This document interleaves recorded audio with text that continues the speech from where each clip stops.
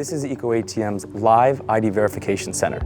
In this room, you'll find live employees that validate every transaction that occurs across the country. Employees are looking for things like making sure the ID is valid, making sure the ID matches the person at the kiosk, and making sure there's no suspicious activity or fraud occurring during the transactions. Here, we have an ecoATM employee validating a transaction that's happening in the field.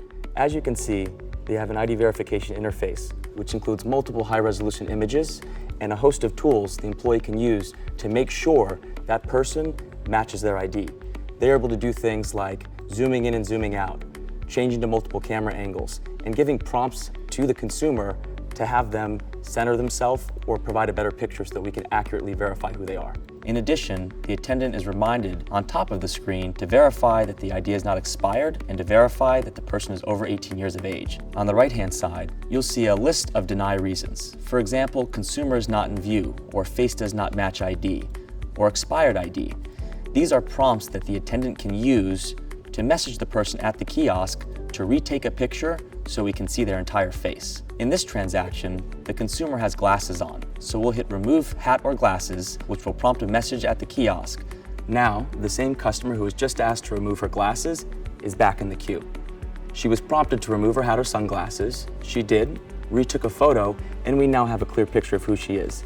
On the top of the screen, there's a history of any rejections for a variety of reasons that have occurred on that customer. If she's rejected multiple times, she'll be blocked from the system. Now that we have a clear picture of the customer, we'll go ahead and prove the transaction. Every device collected comes back here to ecoATM's processing lab. In the processing lab, a human being physically checks in every single device. We update any records and make sure that the kiosk was accurate in its grading and appraisal of the device. Every device collected is held for at least 30 days to make sure that we can locate it and return it in a timely fashion if needed. We have a variety of tools we use here to make sure that we only approve legitimate transactions. For example, ecoATM has no-buy lists. If we receive information either from police, law enforcement, or other databases of suspected criminals or no-buy phones, we can load those into our system and make sure that our kiosk does not buy them. In addition to the no-buy lists, ecoATM uses checkmen to make sure that we check serial numbers or IMEI or MEID numbers prior to purchasing a device. Devices that fail checkmen are not purchased by the kiosk. For further information on ID verification or any of ecoATM's security or secondhand dealer practices, please visit ecoatm.com.